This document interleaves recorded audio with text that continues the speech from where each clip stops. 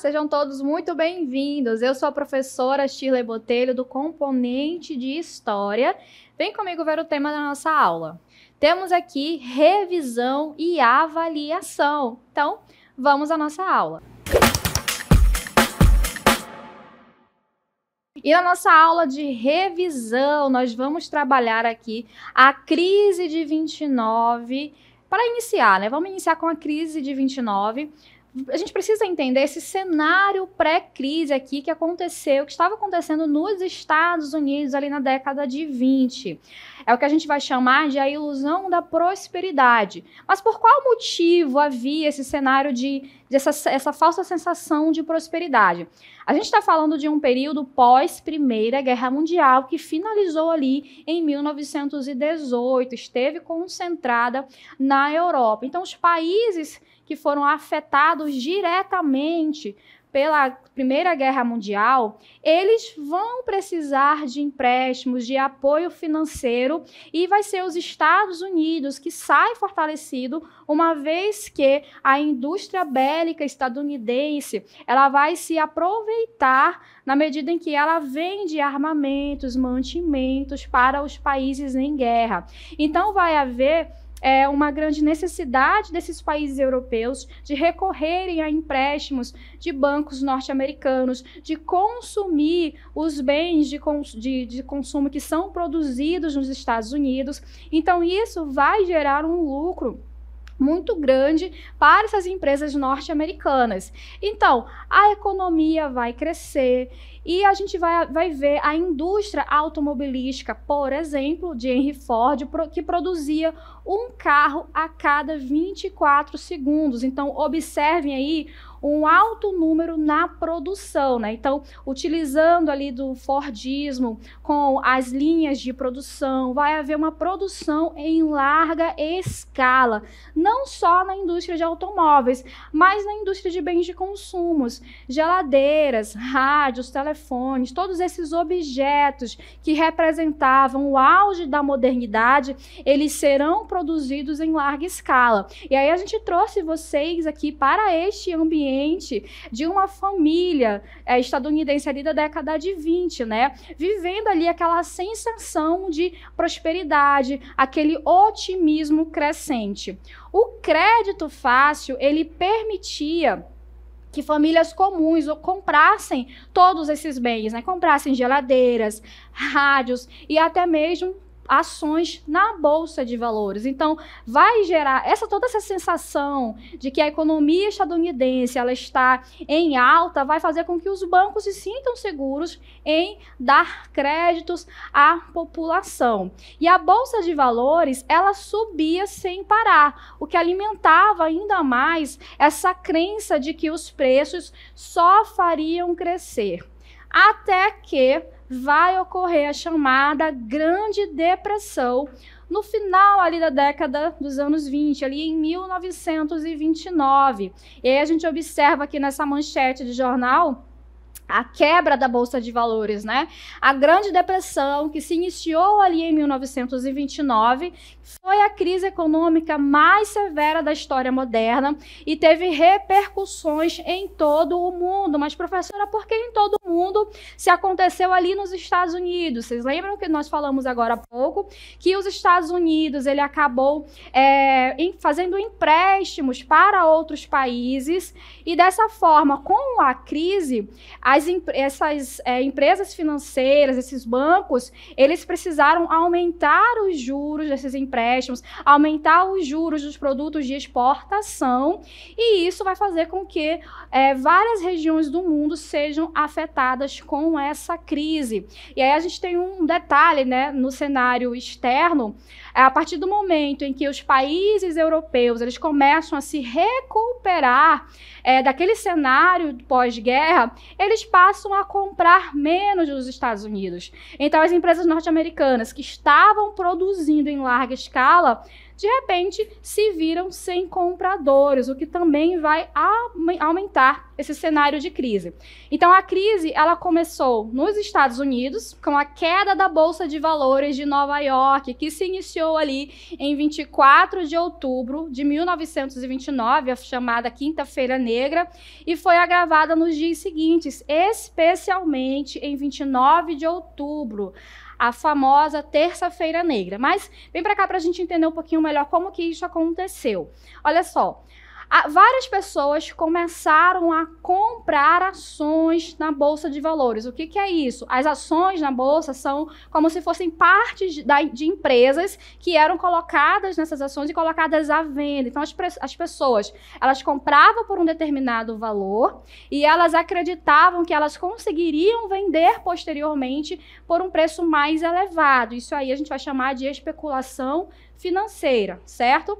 Só que com o passar do tempo, várias pessoas começaram a comprar muito essas ações na bolsa. E o valor dessas ações, ele acabou subindo devido à alta procura por essas ações. No entanto, só o valor das ações subia. O valor real das empresas não acompanhou esse ritmo de crescimento da bolsa. E quando as pessoas, alguns investidores mais experientes perceberam que essas ações estavam com valor muito acima do valor real das empresas, eles começaram a colocar as suas ações à venda.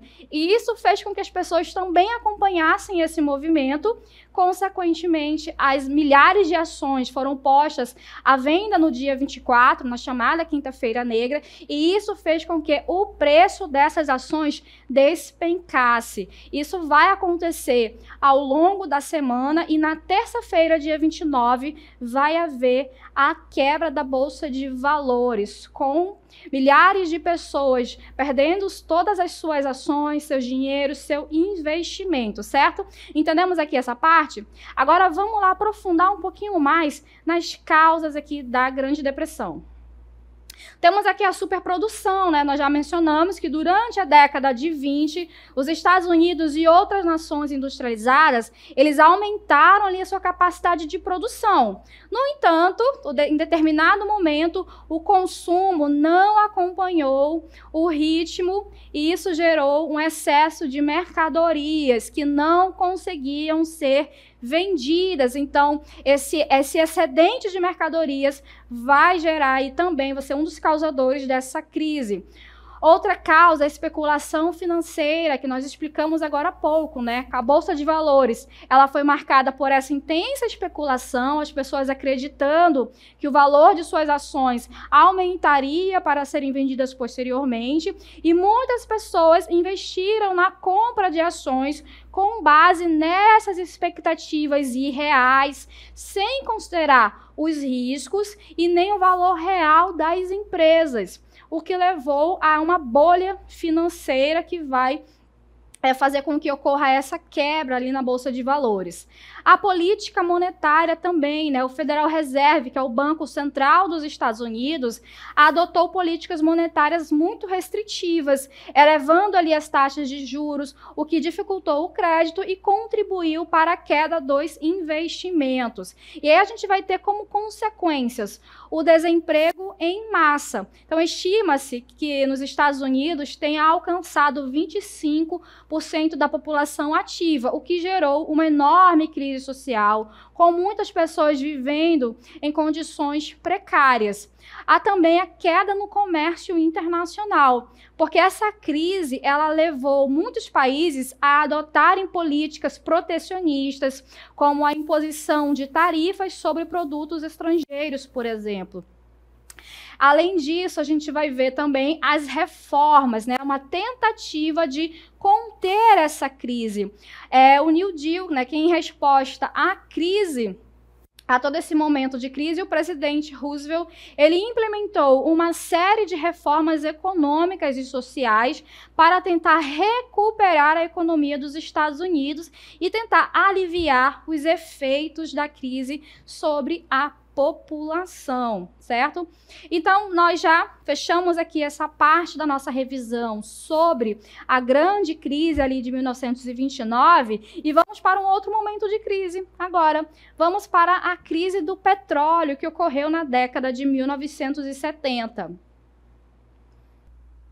Então, observem, isso aqui é para a gente ilustrar o que aconteceu ali na década de 70 por conta das crises do petróleo, onde o mundo enfrentou duas grandes crises que tiveram impacto profundo nas economias globais e modificaram o cenário geopolítico mundial.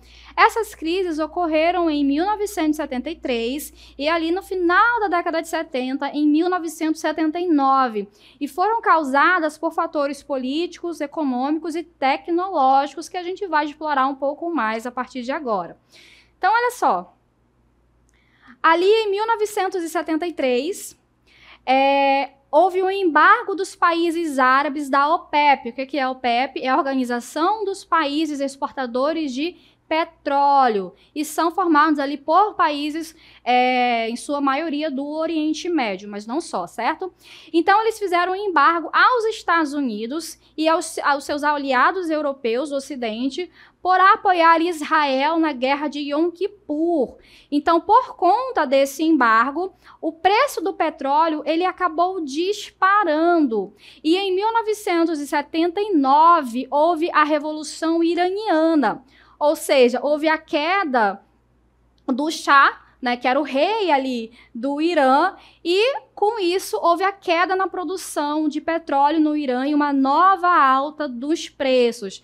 Mas, professora, como é que essas questões geopolíticas, como esses conflitos, eles vão fazer com que ocorra essa crise e afete o mundo? Então, a gente vai observar aqui. Isso reduziu a oferta de petróleo no mercado e fez os preços dispararem novamente, né? Então, a gente já está passando por um período de crise ali na década de 73. Mas, afinal de contas, como é que isso afeta? Preste atenção, sobretudo naquele período, o petróleo é a maior fonte de energia. Servia ali para os combustíveis, servia para a produção de energia, servia de matéria-prima para diversos outros produtos, plásticos, produtos farmacêuticos, cosméticos, inseticidas, enfim, o petróleo ele é uma matéria-prima que ele abarca diversos outros produtos e indústrias.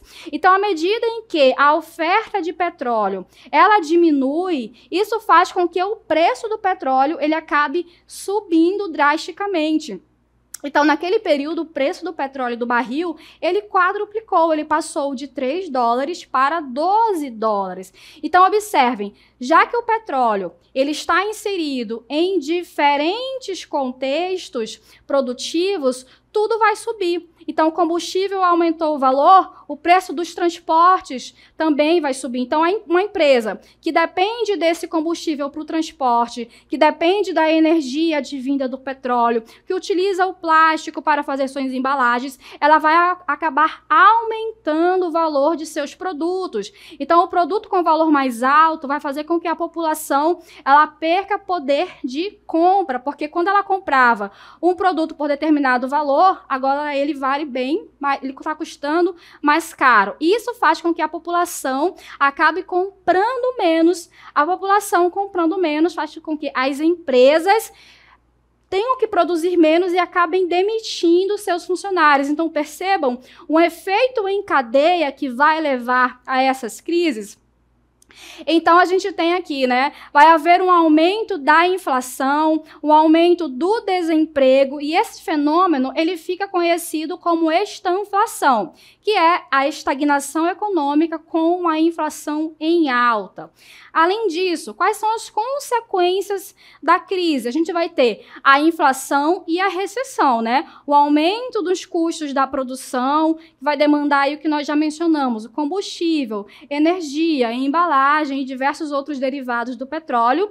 Então, isso vai causar uma crise econômica e, consequentemente, o desemprego. Então, o mundo ele percebeu que essa dependência do petróleo ela não estava sendo boa. Então, o mundo passou a procurar novas formas de energia. A gente vai ver aqui as mudanças energéticas como uma das consequências, né? O incentivo à busca por fontes alternativas e essa redução da dependência pelo petróleo. No Brasil, por exemplo, como naquele momento, sobretudo o Brasil, ele dependia unicamente do petróleo estrangeiro, a tentativa de conter a crise foi propor uma nova fonte de energia, no caso, o etanol, advindo da cana-de-açúcar. Então, foi criado o programa conhecido como Proálcool, onde diversos carros eles passaram a ser fabricados a etanol e não somente a gasolina. Então, houve um incentivo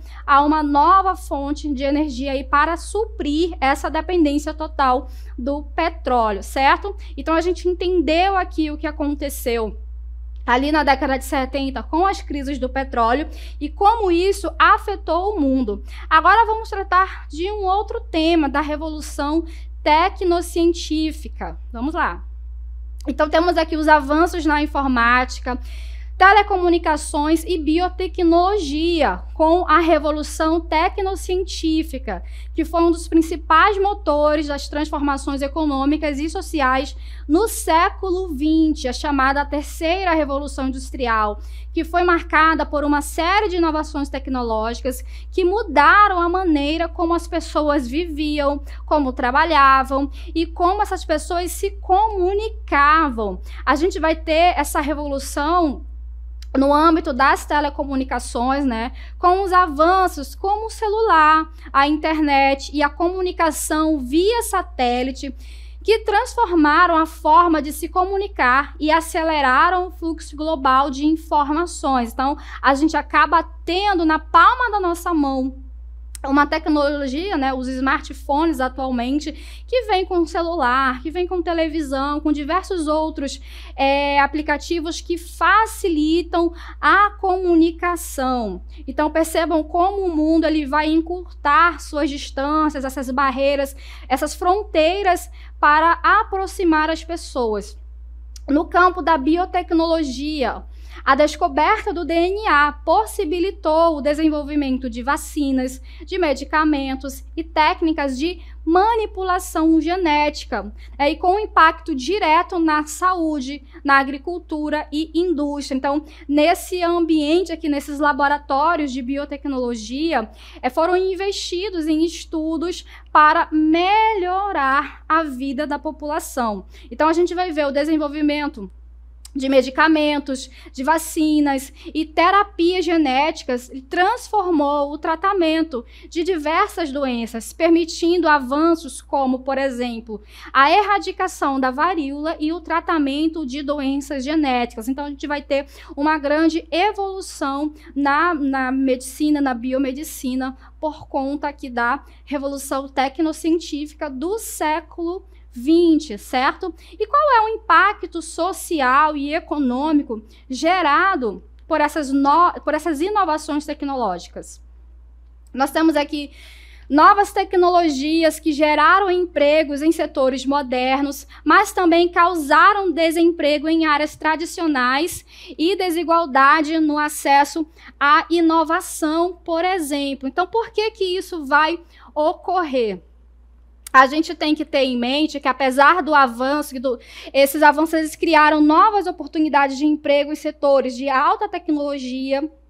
No entanto, eles também provocaram o desaparecimento de emprego em setores mais tradicionais, né? E isso vai levar ao aumento da desigualdade social, certo? Então, nem só de coisas positivas, né? Porque a maioria dessas tecnologias, desses investimentos, eles ficam concentrados em países de primeiro mundo. E as pessoas, os países que não têm acesso a essa tecnologia, acabam ficando de fora de muitos dos benefícios. Bom, a gente finalizou aqui a nossa aula, onde nós vimos a crise de 29, nós vimos a crise do petróleo que ocorreram na década de 70 e também vimos aqui um pouquinho da revolução tecnocientífica no século 20. Espero que vocês tenham compreendido e até a próxima.